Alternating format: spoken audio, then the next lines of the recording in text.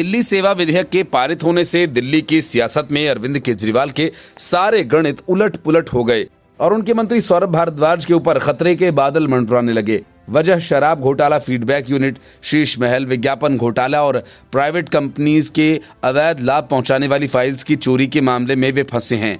इसी वजह से दिल्ली सेवा बिल पारित होते ही केजरीवाल ने सौरभ भारद्वाज से सेवा और विजिलेंस विभाग का प्रभार वापस लेकर आतिशी मारलेना को सौंप दिया। लेकिन इतना करने भर से सौरभ भारद्वाज की मुश्किलें खत्म नहीं हो जाती। उनके खिलाफ कार्रवाई होनी तय है और उनकी इस मामले में गिरफ्तारी भी हो सकती है। इस बात के संकेत संसद में बहस के दौरान मिले। इस बात से बौखलाए सौरभ भारद्वाज ने अपनी खीज ये कहकर निकाली कि दिल्ली सेवा विधेयक तो अराजकता है। ऐसा कर बीजेपी द्वारा भारत की बुनियाद को हिलाया जा रहा है। अब ऐसे ही कानून खेलते रहेंगे और देश को पीछे धकेलते रहेंगे। ऐसे देश चलता है क्या? सौरभ भारद्वाज ने कहा कि आपने हमारा कानून पलट दिया, मैंने आपका कानून पलट दिया। ये कोई देश चल रहा है या सर्कस चल रहा है?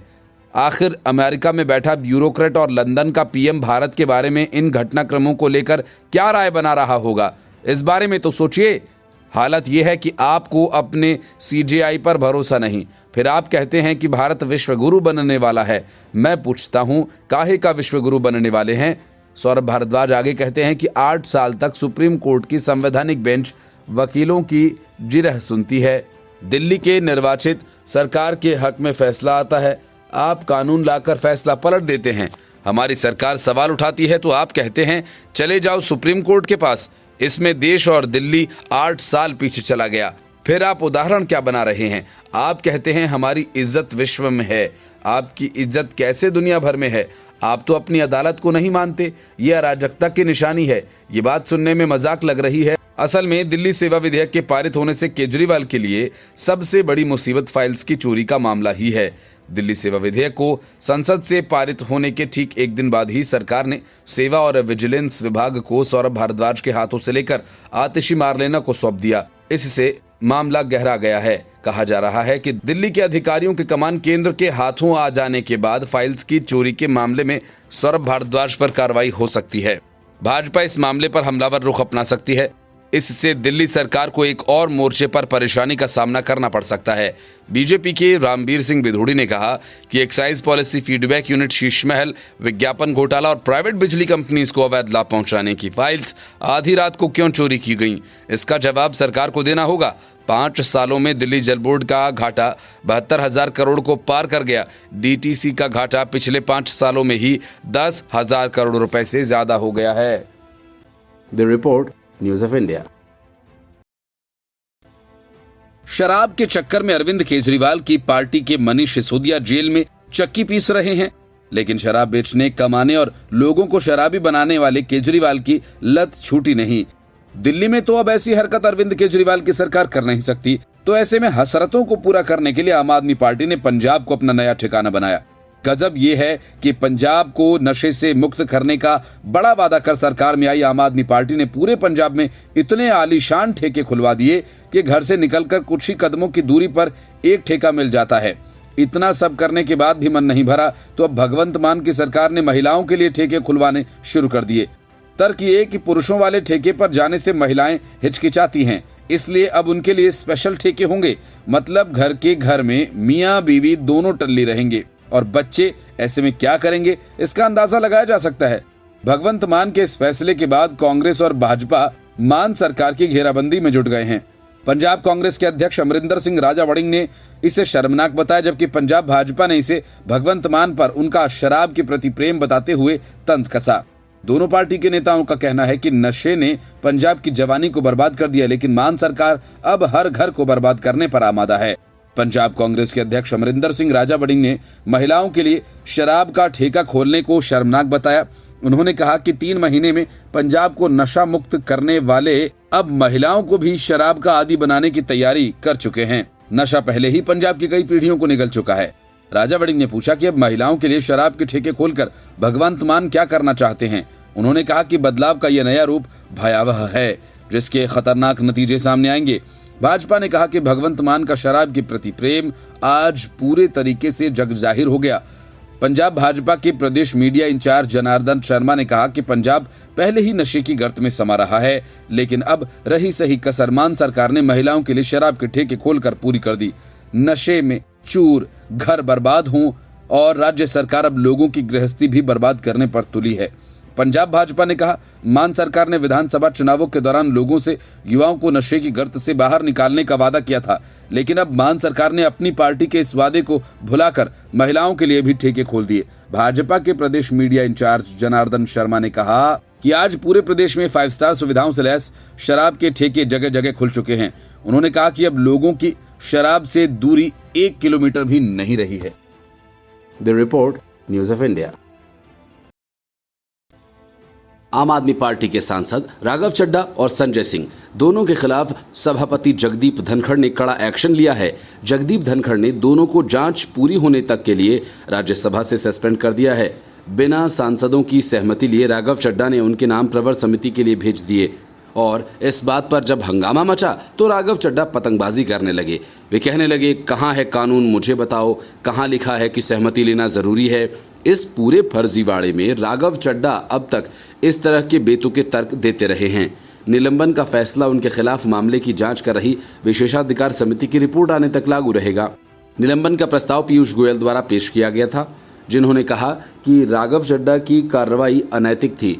गोयल ने चड्ढा पर विशेषाधिकार हनन का आरोप लगाते हुए कहा कि राघव चड्ढा का आचरण अप्रत्याशित और सांसद सदस्य के लिए अशोभनीय है। गोयल ने कहा कि राघव चड्ढा ने ये भी कहा कि उनके सहयोगी संजय सिंह को सवाल पूछने के कारण निलंबित किया गया, जबकि वह अच्छी तरह जानते थे कि संजय सिंह को अमर्यादित व्यवहार के कारण निलंबित किया गया था। पीयूष गोयल ने आगे कहा, बाद में राघव चड्ढा ने बाहर जाकर कहा कि उन्होंने कुछ गलत नहीं किया और वह इस मामले पर ट्वीट भी करते रहे। जब तक विशेषाधिकार हनन की रिपोर्ट नहीं आती तब तक राघव चड्ढा का निलंबन जारी रहेगा। संजय सिंह ने भी जिस तरह से आचरण किया वह बेहद निंदनीय है। वो निलंबन के बाद भी सदन में बैठे रहे, इसकी वजह से सदन की कार्यवाही भी स्थगित करनी पड़ी। ये चेयर का अपमान है। संजय सिंह अब तक 56 बार वेल में आ चुके हैं, जो दिखाता है कि वो सदन की कार्यवाही बाधित करना चाहते हैं। संजय सिंह राज्यसभा की विशेषाधिकार समिति की रिपोर्ट आने तक निलंबित रहेंगे।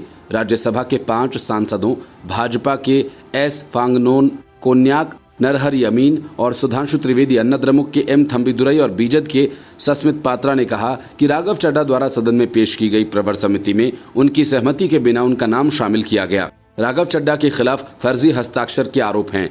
हालांकि राघव चड्ढा ने आरोपों का खंडन किया। उन्होंने कहा कि एक सांसद किसी भी समिति के गठन के लिए नाम का प्रस्ताव कर सकता है। जिस व्यक्ति का नाम प्रस्तावित है उसके न तो हस्ताक्षर हैं और न ही लिखित सहमति की जरूरत।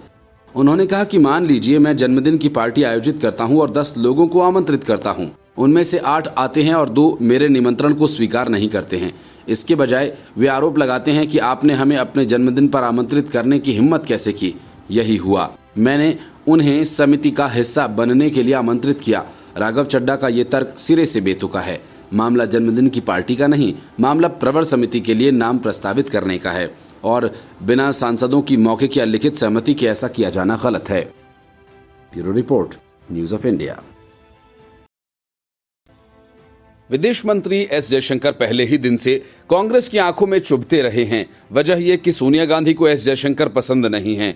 यही वजह है कि योग्य होने के बावजूद सोनिया गांधी ने उन्हें विदेश मंत्रालय का सचिव नहीं बनने दिया, जबकि मनमोहन सिंह उन्हें ही सचिव बनाना चाहते थे। अब जब एस जयशंकर का राज्यसभा का कार्यकाल पूरा हो गया तो कांग्रेस को पुरानी बातें याद आ गईं। विदाई के मौके पर जब उनकी तारीफ की गई तो कांग्रेस ने इस पर अपनी आपत्ति जताई। असल में राज्यसभा में डेरेक ओब्रायन समेत राज्यसभा के 9 सांसदों के रिटायरमेंट के मौके पर सदन में हंगामा हुआ।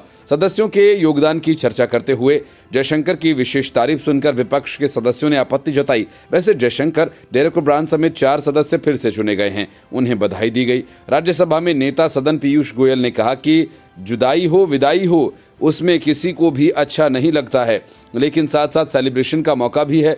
उन्होंने सबसे पहले रिटायर हो रहे सभी सांसदों को बधाई दी और कहा कि डॉक्टर जयशंकर का मैं विशेष आभार व्यक्त करना चाहूंगा। वैसे वे चुनकर आ भी गए हैं। इतने छोटे कार्यकाल में माननीय जयशंकर जी ने सदन ही नहीं पूरे विश्व में भारत का नाम मान सम्मान बढ़ाया है। जिस प्रकार से भारत की बात वह तीव्रता से रखते हैं, जिस प्रकार से पूरे विश्व में भारत के विदेश मंत्री की पहचान एक अलग ही प्रकार की बनी है, यही सुनकर विपक्ष के सदस्य शोर मचाने लगे। उन्होंने कहा कि एक ही सदस्य की तारीफ क्यों हो रही है। गोयल ने कहा कि किसी ने देश के लिए योगदान किया है, इन्हें दुख हो रहा है। सभापति ने आगे हंगामा शांत करते हुए कहा कि मैं आपकी भावनाओं को समझता हूं। सदन का हर सदस्य जो रिटायर हो रहा है, सभी ने महत्वपूर्ण योगदान दिया है, लेकिन जो मिनिस्टर है उसका अलग तरह का परफॉर्मेंस है, हमें उस पर गर्व है। इसके बाद सभापति ने सुष्मिता देव, एनडी गुप्ता, जयराम रमेश के योगदान का जिक्र किया। गोयल ने आगे कहा कि ये मान लेना कि मैं दूसरे सदस्यों का जिक्र नहीं करूंगा, ये दुखद है। मल्लिकार्जुन खड़गे ने कहा कि जो सदस्य रिटायर हो गए हैं वे हमसे दूर नहीं रहेंगे, क्योंकि राजनीति में ऐसा होता है, थोड़े दिन के लिए वे हमसे अलग भी रहे, फिर भी दूसरी दफा मिलने का चांस रहता है। खड़गे ने कहा कि जो मेंबर्स यहाँ आते हैं वे अपनी विचारधारा लेकर आते हैं, लेकिन उनको अगर अपनी बात रखने के लिए समय नहीं मिलता। सभापति ने मुस्कुराते हुए कहा कि सर, दिल की बात और मन की बात दोनों कहने का अवसर मिलना चाहिए। खड़गे ने कटाक्ष किया, मन की बात तो मोदी साहब करते हैं, मैं दिल की बात करता हूं। सभापति ने कहा कि चलो मन की बात दिल की बात से। खड़गे ने कहा कि नहीं, दिल अलग है, मन अलग है। सभापति ने कहा कि सर, कभी तो आप पॉइंट स्कोर करने का मौका दें। खड़गे ने जवाब दिया कि आप हमेशा स्कोर करते हैं। The report, news of India. दूसरों के बारे में अपमानजनक टिप्पणी करना, भ्रामक आरोप लगाना अरविंद केजरीवाल की सियासत का हिस्सा रहा है। इस चक्कर में वे कई बार फंस चुके हैं और नौबत माफी मांगने तक आ चुकी है। लेकिन इस बार मामला कुछ बड़ा है, क्योंकि अरविंद केजरीवाल और संजय सिंह के खिलाफ गुजरात यूनिवर्सिटी ने आपराधिक मानहानि का मामला दर्ज किया हुआ है। इस मामले में गुजरात हाई कोर्ट ने अरविंद केजरीवाल और संजय सिंह को तगड़ा झटका दे दिया। अरविंद केजरीवाल और संजय सिंह हाईकोर्ट से उनके खिलाफ चल रहे आपराधिक मानहानि मामले की कार्यवाही पर अंतरिम रोक लगाने की मांग कर रहे थे, जिसे हाईकोर्ट ने ठुकरा दिया। ये फैसला सत्र न्यायालय में उनकी पुनरीक्षण याचिका के समाधान तक लागू होता है। दोनों के खिलाफ प्रधानमंत्री की डिग्री को लेकर गुजरात यूनिवर्सिटी पर टिप्पणी करने को लेकर मानहानि का केस चल रहा है। दोनों नेताओं ने अहमदाबाद में एक मजिस्ट्रेट कोर्ट के समक्ष कार्यवाही पर अंतिम रोक लगाने की मांग की। ऐसे में जब तक मजिस्ट्रेट द्वारा जारी समन के खिलाफ उनके पुनरीक्षण आवेदन पर फैसला नहीं आ जाता, तब तक के लिए उन्होंने कार्यवाही पर रोक की मांग की थी। इससे पहले एक मजिस्ट्रेट ने दोनों को समन जारी किया था और उन्हें 11 अगस्त को उपस्थित रहने को कहा था। उन्होंने सत्र अदालत के समक्ष उक्त आदेश को चुनौती दी, जिसने 5 अगस्त को कार्यवाही पर अंतरिम रोक लगाने से इनकार कर दिया। ऐसे में उन्होंने राहत के लिए गुजरात हाईकोर्ट का रुख किया। गुजरात यूनिवर्सिटी ने प्रधानमंत्री नरेंद्र मोदी की डिग्री का खुलासा करने पर कथित तौर पर उसके खिलाफ अपमानजनक बयान देने के आरोप में दोनों नेताओं पर मुकदमा दायर किया। इस साल 17 अप्रैल को पारित एक आदेश में अतिरिक्त मुख्य मेट्रोपॉलिटन मजिस्ट्रेट जयेश भाई चौवतिया ने कहा था कि केजरीवाल और संजय सिंह द्वारा दिए गए बयान प्रथम दृष्टया मानहानिकारक थे। जज ने एक पेन ड्राइव में साझा किए गए मौखिक और डिजिटल साक्ष्यों पर ध्यान देने के बाद आदेश पारित किया था, जिसमें गुजरात हाईकोर्ट के फैसले के बाद किए गए केजरीवाल के ट्वीट और भाषण शामिल थे। हाईकोर्ट के उक्त फैसले में जस्टिस बीरेन वैष्णव ने यूनिवर्सिटी द्वारा दायर अपील की अनुमति दी थी और कहा था कि उसे प्रधानमंत्री मोदी की डिग्री का खुलासा करने की जरूरत नहीं है। हाईकोर्ट ने केजरीवाल पर 25,000 रुपए का जुर्माना भी लगाया था। इन तथ्यों पर ध्यान देते हुए मजिस्ट्रेट ने राय दी कि आरोपी राजनेता सुशिक्षित राजनीतिक पदाधिकारी हैं, उन्हें पता है कि उनके बयान जनता पर बड़े पैमाने पर प्रभाव डालते हैं। The report, news of India. PM Modi ने लोकसभा में अविश्वास प्रस्ताव पर चर्चा के दौरान जिस तरह अधीर रंजन चौधरी को लपेटा, यूपी विधानसभा के मानसून सत्र में योगी आदित्यनाथ ने ठीक उसी तरह से शिव प्रताप यादव पर तीर चलाए। विधानसभा के मानसून सत्र का दिन हंगामेदार रहा। नेता प्रतिपक्ष अखिलेश यादव और सीएम योगी के भाषण पर पूरे प्रदेश की नजर थी। पहले अखिलेश यादव बोले। उन्होंने सीएम के सामने सरकार पर आरोपों की झड़ी लगा दी। इसके बाद जब सीएम योगी आदित्यनाथ ने बोलना शुरू किया तो बिंदुवार ढंग से एक एक कर अखिलेश के सभी आरोपों का जवाब दिया। इस दौरान उन्होंने शिवपाल यादव के बहाने तंज कसा तो पूरा सदन ठहाकों से गूंज उठा। सीएम ने कहा कि 2024 के लोकसभा चुनाव में सपा का खाता भी नहीं खुलने वाला। आप 2014 हारे, 2017 हारे, 2019 हारे, 2022 हारे और इस बार तो आपका खाता भी नहीं खुलेगा। शिवपाल यादव की ओर इशारा करते हुए उन्होंने कहा कि चच्चू अभी से रास्ता तय कर लो अपना, परिवार में सत्ता का संघर्ष आगे जा रहा है। शिवपाल जी ने जितने पापड़ बेले हैं उनके साथ अन्याय हुआ है। ये लोग शिवपाल जी की कीमत को नहीं समझते हैं। जब कुछ देने की बारी आएगी तो अखिलेश यादव कन्नी काट लेंगे। पीएम मोदी ने भी इसी तरह अधीर रंजन चौधरी को लपेटा था। उन्होंने कहा था कि कांग्रेस ने अधीर बाबू का क्या हाल बना दिया, बोलने का मौका तक नहीं दिया, वह तो स्पीकर ने मौका दे दिया। शायद कलकत्ता से फोन आया होगा। सीएम ने हाल में एनडीए में दोबारा शामिल हुए सुहेलदेव भारतीय समाज पार्टी के अध्यक्ष ओम प्रकाश राजभर का नाम लिए बिना कहा कि अपने मित्र को ही देखिए। अखिलेश यादव ने अपने भाषण में आवारा पशुओं और टमाटर की महंगाई के मुद्दे पर सरकार को घेरा था। सीएम योगी ने इसका जवाब देते हुए अखिलेश यादव पर पलटवार किया। उन्होंने कहा, मुझे नेता विरोधी दल के भाषण को सुनकर यही लगा कि 2014, 17, 19 और 22 का जनादेश हमें यूं ही नहीं मिला। उन्होंने कहा कि जिस सांड की आप बात कर रहे हैं ना, वो खेतीबाड़ी का पार्ट होता है। आपके ज़माने में ये बूचड़ खाने के हवाले होते थे, हमारे समय में ऐसा नहीं है। सीएम ने तंज कसते हुए कहा कि कुछ लोग जन्म से चांदी के चम्मच में खाते हैं, वे गरीब और किसानों की पीड़ा को क्या समझेंगे। 4 बार जनता ने जनादेश हम लोगों को ऐसे ही नहीं दिया। उन्होंने कहा कि नेता विरोधी दल को जमीनी हकीकत की कोई जानकारी नहीं, कुछ लोग अपने कालखंड को नहीं देखते हैं। सीएम योगी ने शिवपाल का जिक्र कई बार किया। उन्होंने कहा कि सोना चांदी से प्यार करने वाले लोग अन्नदाता किसान की समस्या को क्या समझेंगे। Bureau report, news of India. Mamata Banerjee के खिलाफ जो काम बीजेपी को करना चाहिए, उस काम में अधीर रंजन चौधरी बीजेपी के बड़े मददगार बन गए। आमतौर पर ममता बनर्जी और टीएमसी के खिलाफ खुले तौर पर पश्चिम बंगाल अधीर रंजन चौधरी मोर्चा खोलने में संकोच नहीं करते और यही बात बीजेपी के पक्ष में जाती है और विपक्षी गठबंधन के खिलाफ, जिसमें सबके लिए बने रहना मजबूरी है। यही वजह है कि अधीर रंजन चौधरी के उकसावे के बावजूद ममता बनर्जी गठबंधन में टिकी हुई हैं। बंगाल में टीएमसी और बीजेपी के गढ़ों में अधीर रंजन चौधरी को अपनी सीट बचाने का एकमात्र तरीका ममता बनर्जी से मुकाबला करना है।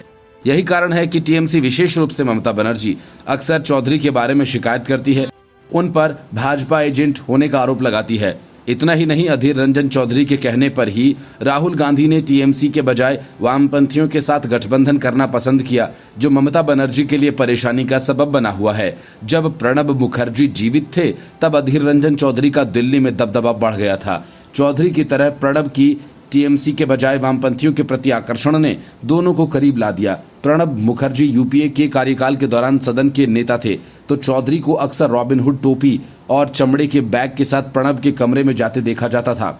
दोनों के बीच अच्छी दोस्ती थी और इससे चौधरी का कद बढ़ गया।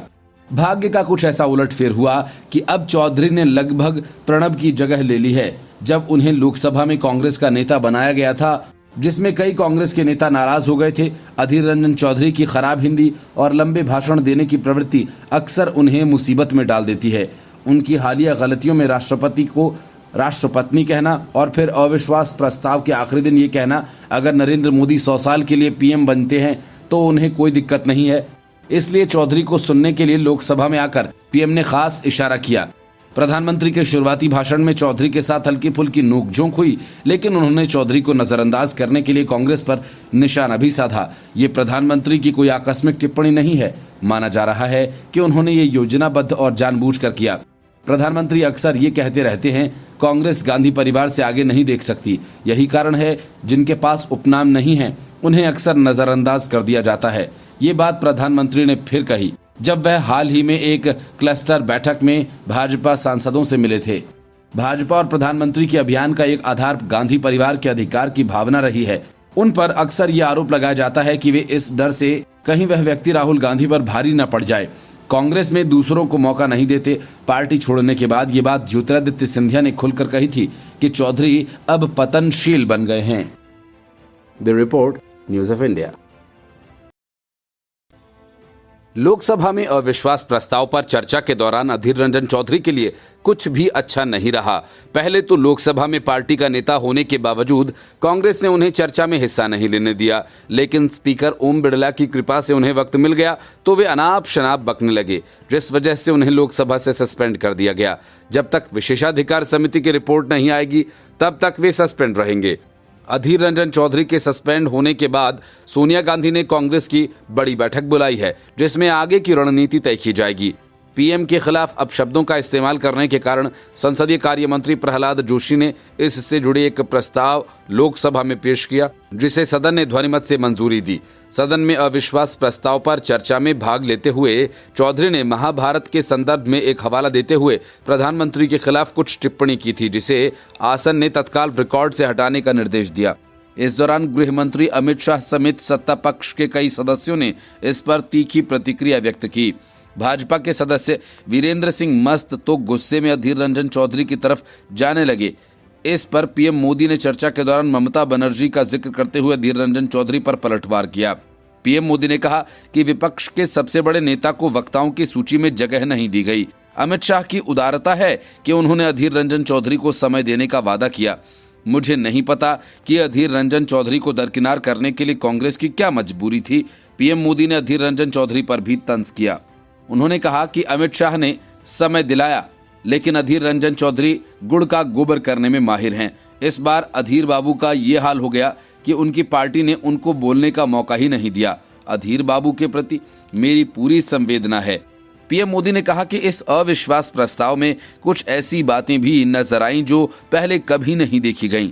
सबसे बड़े विपक्षी दल के नेता का नाम बोलने की सूची में नाम ही नहीं था। 1999 में वाजपेयी सरकार के खिलाफ अविश्वास प्रस्ताव आया, शरद पवार ने उसका नेतृत्व किया। 2003 में सोनिया गांधी ने अविश्वास प्रस्ताव रखा। 2018 में मल्लिकार्जुन खड़गे ने विषय को आगे बढ़ाया। इस बार अधीर रंजन का क्या हाल हो गया? प्रधानमंत्री के जवाब के बाद प्रहलाद जोशी ने कहा कि जब प्रधानमंत्री बोलते हैं या कोई चर्चा होती है, चौधरी जानबूझकर व्यवधान पैदा करने की कोशिश करते हैं। उनको इसकी आदत हो गई है। ये बहुत दुर्भाग्यपूर्ण है, क्योंकि वह इस सदन की सबसे बड़ी विपक्षी पार्टी कांग्रेस के नेता हैं। जोशी ने कहा कि बार बार कहने पर भी उन्होंने सुधार नहीं किया। वह आधारहीन आरोप लगाते हैं, देश और देश की छवि खराब करने की कोशिश करते हैं, जबकि उनके आरोप में कोई तथ्य नहीं होता। उन्होंने कहा कि गृह मंत्री के बोलने के समय भी उन्होंने ऐसा ही किया था। Bureau report, news of India.